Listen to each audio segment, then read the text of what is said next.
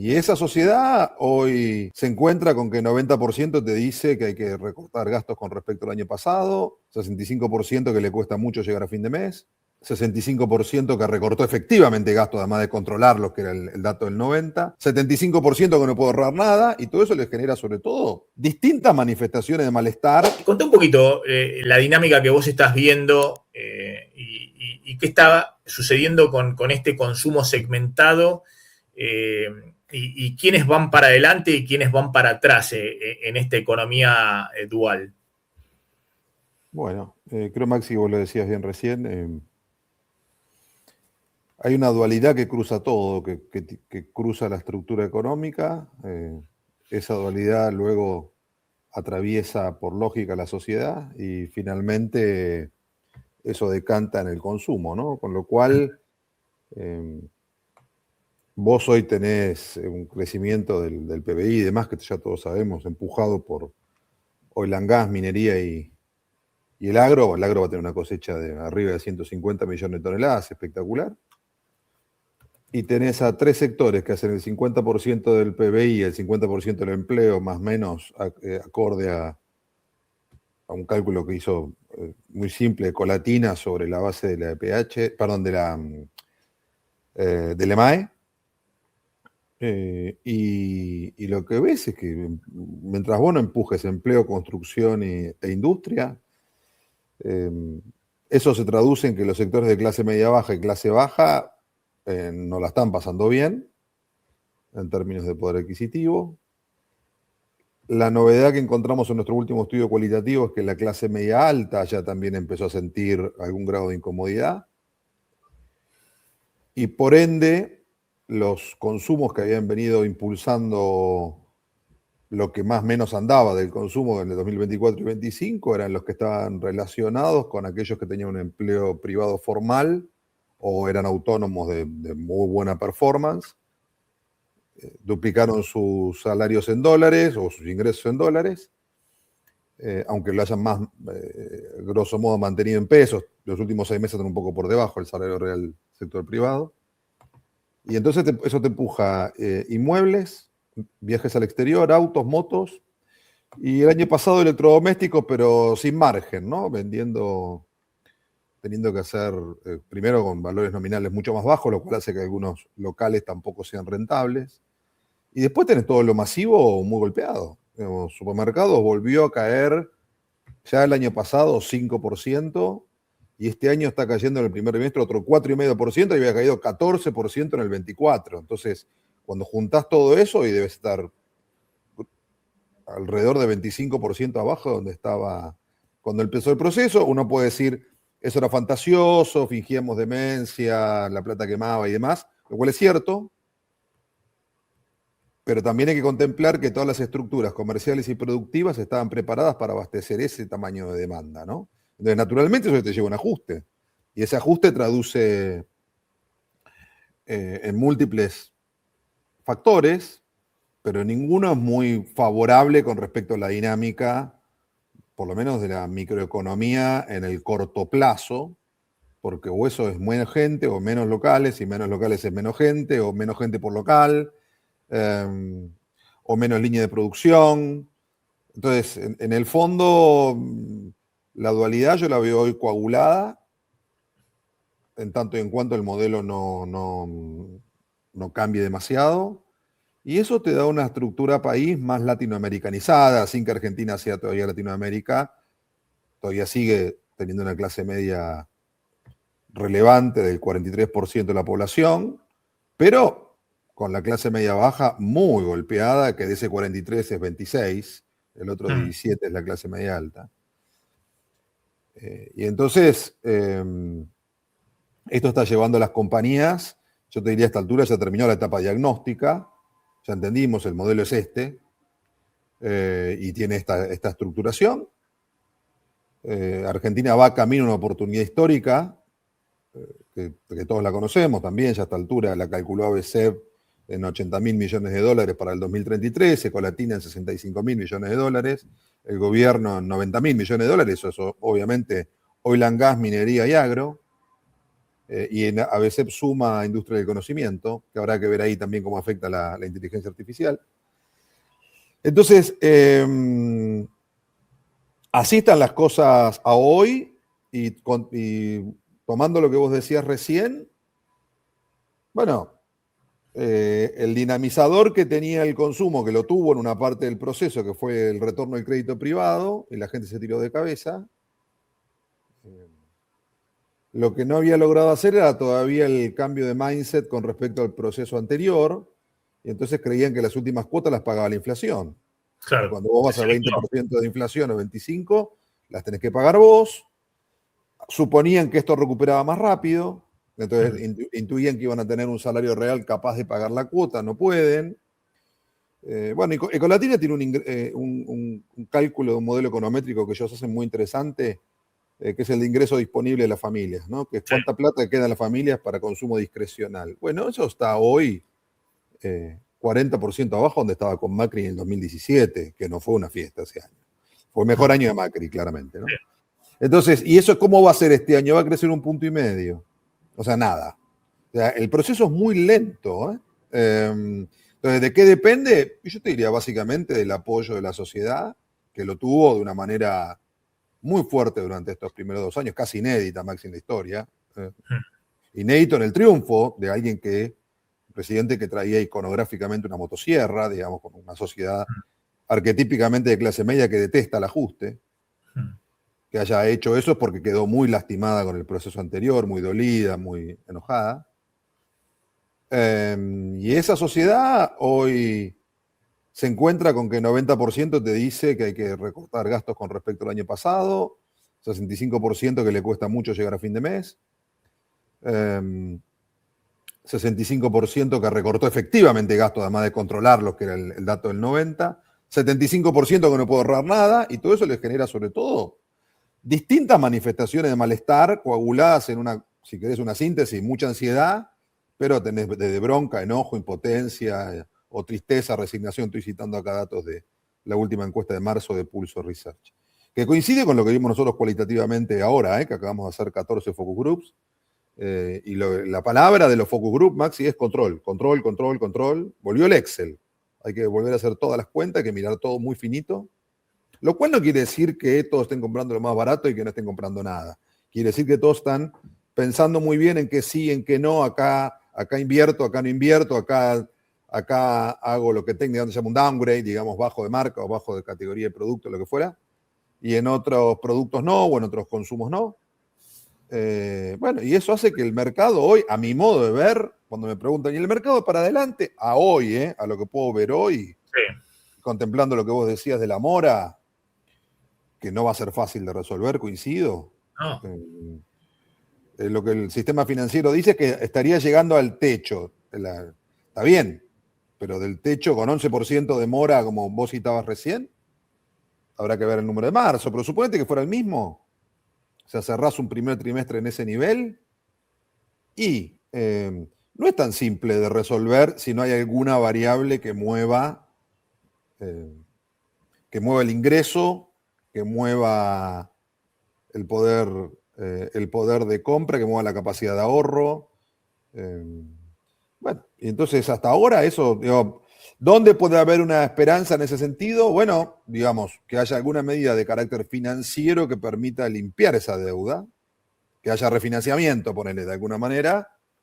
Aún así hay que ver si hoy la gente tiene la vocación de endeudarse que tuvo en su momento, habría que verlo. Porque digo, cuando vos tenés una deuda importante, está claro, es un viejo dicho, es un problema del que debe y también al que le deben. Buenísimo. Pero no te deja muy tranquilo. O sea, te pone inquieto. La gente no es que no está queriendo pagar, no puede pagar. O tiene que, no va a dejar de mandar a los chicos a la escuela o dejar de comprar los alimentos básicos para pagar una deuda de una tarjeta de un electrodoméstico que compró. Bueno, así está. Ahora, este es el diagnóstico que tenemos hoy, ¿no? Guillermo, a ver, mirando un poquito acá, claro, vos me habías mandado un poquito el patrón de la sociedad dual, ¿no? Sí.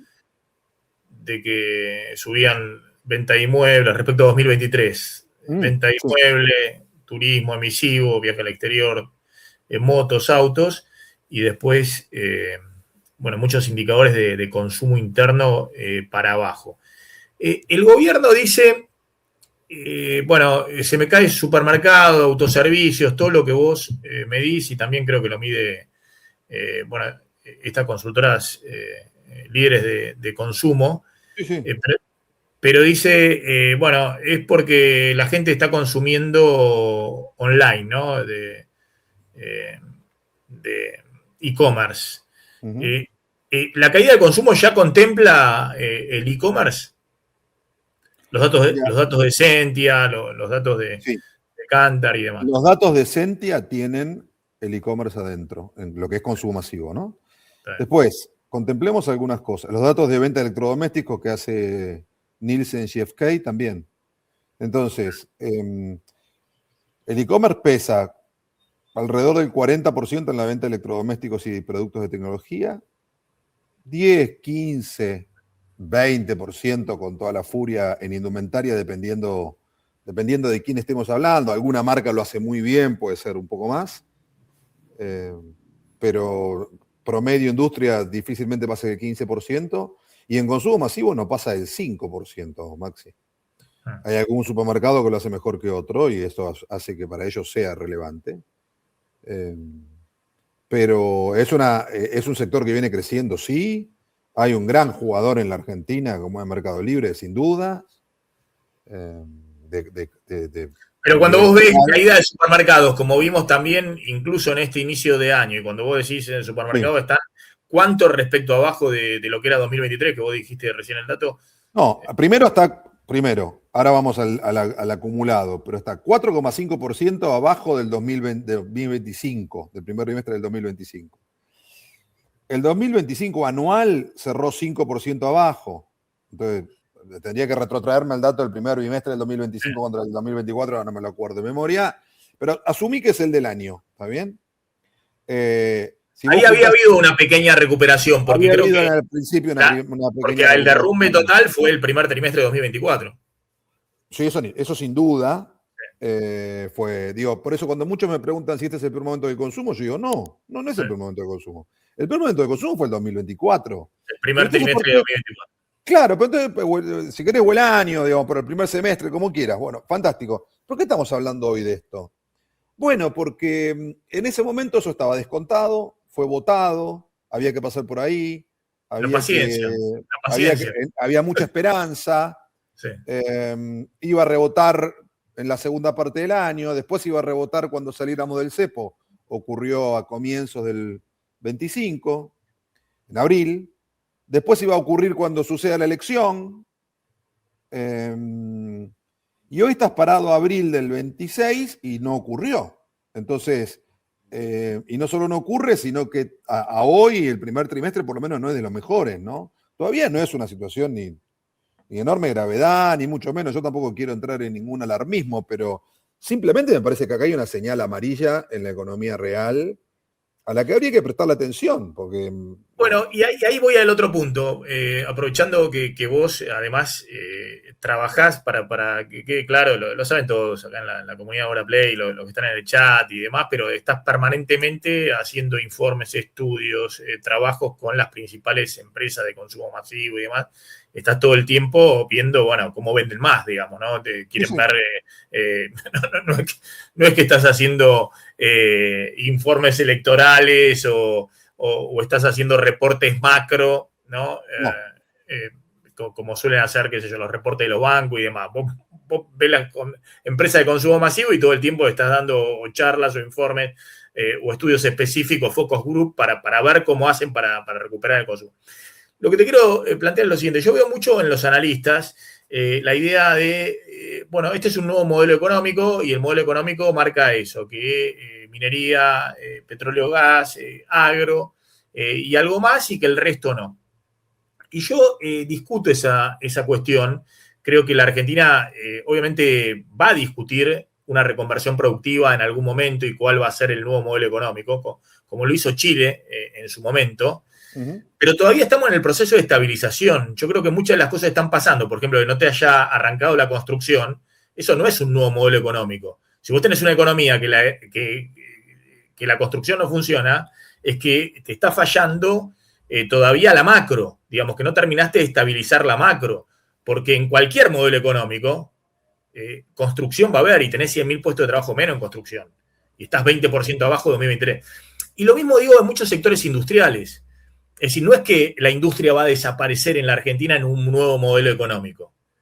Y hoy lo que te está pasando con la industria es que es generalizado a todo el Estado, o a la gran mayoría del sector industrial, le está yendo mal. Y lo mismo el tema de comercio.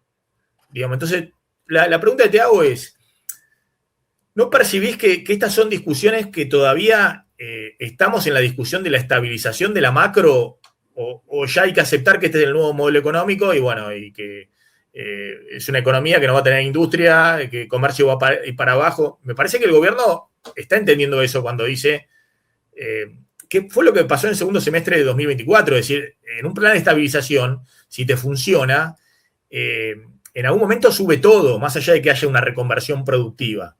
Lo vimos en los 90, en los años buenos de la convertibilidad, cuando le pegaron la estabilización, voló todo en algún momento, es decir, todo empujó.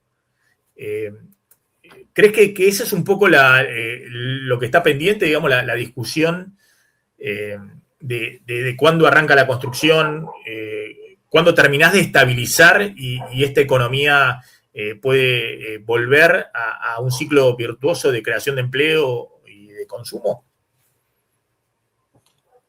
A ver, Maxi, yo te diría dos cosas. Vos decías, vos trabajás con las compañías y bueno, yo Sí. con las compañías lo que nosotros estamos viendo y planteando también en la etapa diagnóstica terminó, digamos, por ahora. A ver. Por ahora el modelo es este, el mercado es este. Pero no le pidas mucho más al mercado porque no te lo puede dar hoy. Porque hubo proyecciones en distintos momentos que era bueno, el año que viene, el segundo semestre. El mercado es este. Después dependerá de cada caso. Con lo cual, lo que ocurre, digo, que la torta sea esta, no quiere decir que vos no puedas crecer. Vos vas a tener que crecer en función de tu performance comparativamente contra la de tus competidores. Entonces, esa es otra tarea en la que hoy están las compañías. O mirando mercados nuevos en los que no están, o mirando regiones en las que no distribuían y ahora llegan. Digamos, están tratando de ver, si querés, si hubo 2 años muy reactivos tratando de comprender de qué se trataba el shock y de procesarlo, empieza la hora de la proacción. Bueno, ¿qué vamos a hacer? Digamos, ¿qué vamos a hacer? Concreto, no solo defensivo, sino también para ya empezar a estimular este mercado, ¿no? El que sea, con este tamaño. Eso por un lado. Por dos, tomando tu reflexión y tu pregunta, creo que de acá al proceso electoral, que por lo que más o menos marca la política, eso va a ocurrir después empieza a conversarse más fuerte después del Mundial, va a haber un debate de modelo de país. Y ese modelo de país es, ¿cómo es? ¿Es sin obra pública o es con obra pública? No sé si es sin industria, pero es, si hay alguna industria que tiene demasiados problemas, no hacemos nada o si hacemos algo, ¿no? Entonces, la Argentina tiene una matriz industrial relevante y tiene un rol en la construcción. De la construcción sola llegó a ser casi 500.000 puestos de trabajo sector formal, digamos. Después tenía la informal, bueno. Entonces, eso te pega muy fuerte para empezar en el comercio, porque si esa gente no tiene dinero, Maxi no va a comprar algo a la calle Santa Fe o a Cabildo o a Munro o a los principales centros comerciales del conurbano o de las provincias, ¿no? Y se produce el círculo vicioso, no virtuoso. Este modelo tiene muchas similitudes con los 90, yo digo que es una especie de 90 tech, pero también tiene diferencias. Una a favor, que es que los 90 en un punto vendieron la joya a la abuela, mientras que acá tenés una cantidad de recursos que venimos en un país mucho más rico que este. Sí. Que ahí viene el debate de modelo de país, que es cómo esa plata llega de Neuquén a Berazategui o el litio de Catamarca a Moreno. Ese es un debate, todavía no está resuelto. Y ahí tenés distintos modelos. Tenés el modelo más virtuoso del mundo, que es el de Noruega. Noruega armó un fondo de inversión, puso la plata afuera para no tener la enfermedad holandesa. Hoy es el mayor fondo de inversión del mundo, 2 trillones. y 3%, que sería la rentabilidad promedio del fondo, es lo que pone en el país para sostener el estado de bienestar. Más lo que generan los otros sectores de su economía y demás. Tenés el modelo de Perú, que es el modelo de la minería, que es un modelo de me concentro en la minería y es lo que tengo, y bueno, antes vivía bien el 5% de la población y vive bien entre el 15 y el 20, es un montón, triplicaste la cantidad de gente que vive bien, en porcentaje por lo menos. Pero claro, Argentina no viene de 5 a 20, Maxi, viene de 70% de clase media en los 70, y vos me decís que va a terminar en 20. Bueno, ese camino no es muy cómodo, digamos. Puede ocurrir, pero no es muy cómodo. Tenés otra chance, que es una Argentina más nivelada, más equilibrada, que creo que sería una posible, que es, bueno, ahora que tenemos más dinero, veamos cómo hacemos que fluya en la economía. Y eso es el primer lugar, Maxi, pero no me cabe ninguna duda que es la construcción, y es la obra pública. Como lo hace la ciudad de Buenos Aires, como lo hace Córdoba, como lo hace Santa Fe, como lo hacen en general casi todas las provincias, y como lo hacen la mayoría de los países desarrollados. Entonces vos podés decir, en esta etapa de estabilización que vos sostenés, no hay cómo pagarla. Bueno, está bien, será así hasta que lleguemos a lo que yo llamo el ticket, que eso está previsto. El ticket no llega en un plato volador, va llegando y cada año vas teniendo, este año energía estaba previsto 8.000, 9.000 millones de dólares, a este precio del petróleo dependerá de cómo ocurran las cosas, pero podría dar bastante más, cerca de 11.000, 12.000 están calculando, ¿no? De superávit energético. Sí, sí. Más la cosecha.